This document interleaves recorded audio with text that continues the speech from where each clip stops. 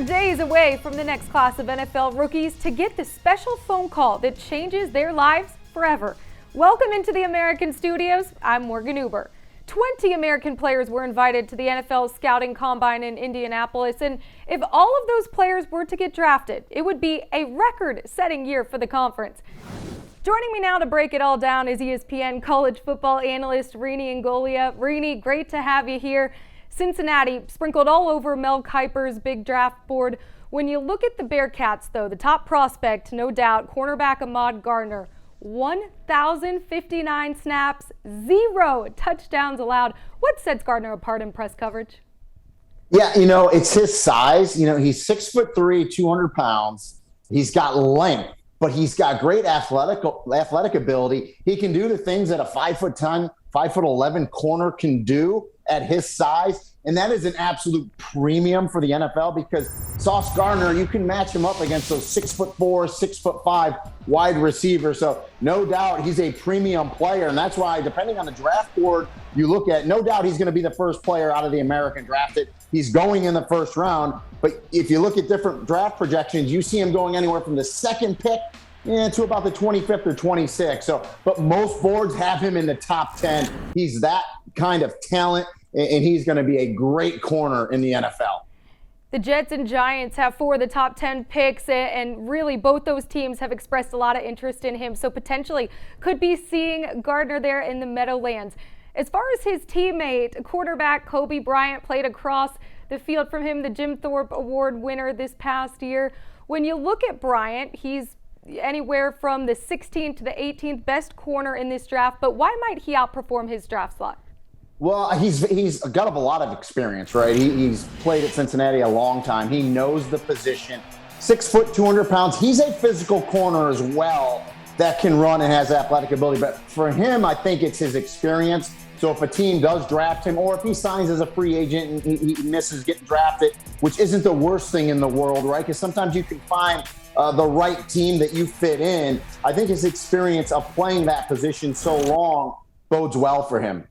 He was a leader and leading Cincinnati to the college football playoff this year. Another key leader, though, for the Bearcats, quarterback Desmond Ritter. He decided to come back for this 4th year, a 4-year starter there at Cincinnati. What's the ceiling? What's the limit for Ritter in the NFL? Yeah, again, I think the big thing for Ritter, he's got great size, 6'4", 225. I think he's shown he's got the arm strength. He can make all the throws. And at the Combine, he was very athletic. I think that the scouts like that. And again, he's a player that played at Cincinnati since his freshman year. He got the extra year with COVID. So very experienced player that an NFL team's getting. And you look at draft boards for Desmond Ritter, you got some teams thinking, or some projections have him going in the first round into the second round. So again, I think the maturity, right, the quarterback intelligence that you're getting from him, it goes a long way. So again, I think he is going to be a great addition to an NFL roster. For Ritter making that decision to come back for his senior season, what was the single biggest thing that he showed on the field as he led the Bearcats to the historic college football playoff run? I think the game slowed down for him, right? He could make all the reads. I talked about his experience and maturity, and that's what happens when you take that next step to the NFL. Everything speeds up again, right? It gets really fast. So for him to take that extra year and really understand concepts, understand what defenses are trying to do to him, because when you get to the NFL, they're going to try to fool you, especially as a young quarterback. So take that extra read, maybe check it down, don't force it in. So his maturity, his understanding of the game, the defensive concepts, what they're trying to do to him, he's done very well in that area. In this draft, we could see anywhere from 8 to 9 Bearcats. Taking a look at the list here, here's a few others that have declared for the draft. Running back Jerome Ford, wide receiver Alec Pierce, tight end Josh Wiley, defensive end Myjai Sanders, linebacker Darian Beavers, and safety Brian Cook. Rene, other than Ritter, Bryant, and Gardner, who else on this list really jumps out? Yeah, well, first of all, I like them all. And let's say this is a testament to Luke Fickell, right? The recruiting that he has done to have that many really good players that could get drafted, kudos to him. But I like Myjai Sanders. He's a rush defensive end, 6'5", 250 pounds, projected middle round pick. That rush defensive end is a premium position that the NFL looks at. And Majay tested unbelievably at the combine. As I look at my notes, 4.67 40 for a defensive end, 10-foot broad jump, 4.37 in the 20-yard shuttle. So he tested really well. And then Alec Pierce, another player, he's a wide receiver, also tested really well at the combine. A 6'2", 215-pound wide receiver, also expected in those middle rounds. He ran a 4.4 140 at 6'2", 215 pounds, 4.28 pro agility, 20-yard shuttle. So very athletic. And so when you see these projections also, Morgan, middle round, I can tell you from watching it, they might project you as a 4th or 5th rounder. But if you tested well in front of the right team, if you interviewed well in front of the right team, you'll see guys shoot up, maybe go, the 2nd or 3rd round when people projected 4th and 5th round. We see it all the time. We see Mel Kiper kind of pull his hair out when we watch the draft. So if you performed well and you interviewed well in front of the right team, although you're projected maybe in those mid to later rounds, you could go a lot sooner. Switching gears from the Bearcats to the team that finished runner-up in the American Athletic Conference, taking a look at 2 Houston players. First off, defensive lineman Logan Hall, really impressing NFL scouts as of late, put on some weight over the past couple of years, but with his inside-outside versatility, what's he really going to bring to a NFL's defensive line?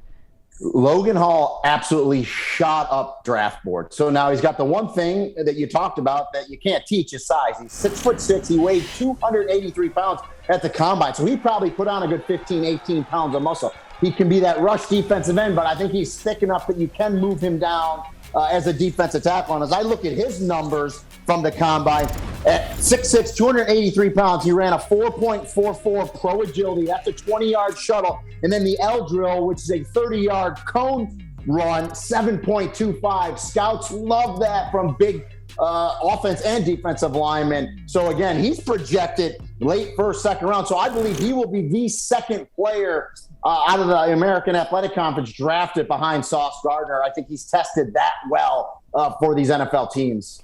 He had a really big senior season, career high in sacks, 6.5, and 13.5 tackles for loss. And as you talked about, it's that weight that he put on. Really impressive and curious to see where Hall ends up going. Switching gears, though, to his teammate, another Houston Cougar, Marcus Jones. Primarily a defensive back, but we've seen him everywhere, all over the field, offense, defense, special teams. Measuring in at the combine, 5'8", 174. How does his twitchiness and speed really make up for his size? Yeah, I mean, the size is going to kind of hurt him as a corner, but an NFL team that drafts Marcus Jones is getting an athlete, and he was hands down the best returner in the nation. So you're talking about kickoff returns, punt returns. So whoever drafts him, that's going to be his primary role. There's no doubt about it. But you can put him in on certain situations, right? Nickel situations, dime situations, different packages at defensive back. You talked about it. He's played some offense before, so you could put him on that side of the ball as kind of that explosive person. So his overall versatility is what a team is going to look for when they draft him. But really, what makes him, what really stands him out above a lot of other players is his return ability in the return game. From one electric player to another, Memphis wide receiver Calvin Austin III comes to Memphis, his hometown team, as a walk-on. A track star is what he was known for there in Memphis. With his speed, what's he going to add to an NFL's offensive playbook? Yeah, I mean, I saw a lot of Calvin Austin in his career, and you hit it on the head. I like to say Calvin Austin was a track star and became a football player. Now he turned himself into a football star that happened to run track. I mean, he worked really hard on his route running. So I look at his numbers. He was off the charts at the combine. 4.3, 240, 4.07 pro agility. That's that 20-yard shuffle, which was the best at the combine. 6.65 L drill, 30-yard shuffle, best at the combine. 11-foot, 3-inch broad jump. Shows you how explosive he is. So even at his smaller stature, he is a nightmare in the slot. And again, I talked about it, worked really hard on his route running abilities, does a nice job doing that. So he's just, his overall explosiveness, a team is going to love him. He's projected middle rounds as well, but he's one of those ones where a team could sneak up a little higher because he is so explosive and athletic in that slot position. So I can't wait to see where Calvin Austin goes and what he does in the NFL.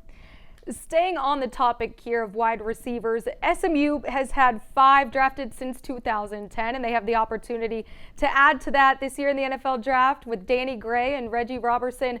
Of those two, who do you expect to go first and why? I think Danny Gray because he ran better, and he's a little bit 6'2", 200 pounds. He ran a 4.33 at the combine, so 4.33, so really good speed. So, it goes a long way. So I think he's going to go before Reggie Robertson. But Robertson is a very good wide receiver as well. And so I talked about the route running abilities of Calvin Austin. Robertson and Gray both run really good routes. They're both experienced wide receivers. So they're kind of projected later rounds. So I think if they do get picked 6th, 7th round, if not free agent. And again, that's not the worst thing, because sometimes instead of going in the 7th round where a team takes you and maybe you don't fit perfectly with that team, if you don't get drafted and you become an undrafted free agent, you might have 5, 6, 7 teams trying to sign you, and you can kind of sit back with your agent and say, okay, I think I fit in better here. I think I have a chance of making the roster better here. So sometimes instead of going in those late rounds, you're better off going as a free agent. Another one of the Mustangs' top receivers in 2021, or top targets, tight end Grant Calcutta, just an incredible story. Ends up medically retiring after the 2019 season, but comes back and really puts on a show in 2021 for the Mustangs. He's my dark horse in this NFL draft. I really do think some NFL teams, whoever takes him, could get a lot out of him. There's big potential. What do you see as the biggest value there in Calcutta? Good size, right? And I think he can play tight end in the way the NFL likes it. He can flex out, right, and run routes. And then that's a matchup problem because he's that bigger size tight end. And what do you do with him? Do you put a smaller corner on him, which you really can't unless you have a Sauce Gardner, who I talked about, who's big. Do you put a safety on him as a linebacker? So that's a matchup issue when you have a tight end that you can flex out and run. But he can also put his hand on the ground and be a traditional tight end and off the end of the line of scrimmage and block. So that's what I think NFL teams like about him, his versatility. Again, very experienced player, has been around and knows the game, knows how to run routes well. I'm looking at his projections, 4th to late round. So I think a team is going to get a really good player in Grant Calcutta, and I do believe he will get drafted in those projected rounds. Switching gears, the Tulsa Golden Hurricane have 2 offensive linemen, both likely to get drafted here in Tyler Smith and Chris Paul, both invited to the combine. First, starting with Smith, some experts have him as a late first rounder, early second. Where do you believe he ends up getting selected and why? So Tyler Smith's really good size, right? 6'5", 330. Again, you can't teach size. He has it. He is an outstanding run blocker, and that's what the NFL scouts like. So to me, Smith will play inside. He's going to play one of those guard positions. Pass blocking was his weakness, which he has to work on. But of course, if you put him at guard, you can kind of cover that up a little bit, and you can teach him as a young player. So, his size, the fact that he can dominate as a run blocker, I think is what the NFL really likes. And again, I agree with you. I think middle round he's going to get drafted. And then Chris Paul, good size as well, not quite as big as Tyler Smith. And I think Paul at the combine, 6'4"-ish, 325 pounds. But what Chris Paul did, and I looked down at my numbers, he ran a 4.89 40. So sub 5 as a big offensive lineman. And, I know you've interviewed Chris Paul in the past, Morgan, and I have. I mean, the thing that you take away after you talk to Chris Paul is just an outstanding young man, right? Very intelligent. I mean, the type of guy you can say, he's going to be a senator one day or the president of the United States. So I think when you draft a player like Chris Paul, you're getting an outstanding citizen, which goes a long way in the locker room, right? Because, we're always talking negativity. Chris Paul is the exact opposite, positive, a great young man. So I think both these players will get drafted, and they're going to be great additions to an NFL roster. Paul is truly the definition of a student athlete, and it's funny that you mentioned his 40 time. When he was in here just a month ago talking with us, he said, that's what I was looking forward to most headed to the combine. So he knew that he had the speed, and he certainly put it on full display for those NFL scouts. Rene, thank you so much for taking the time to break down all of the Americans' top prospects. We can't wait to see where all of these young men go. And for full coverage, ESPN will have it all beginning April 28th. You don't want to miss it, the 2022 NFL Draft. Thanks, Rene. Thank you, Morgan.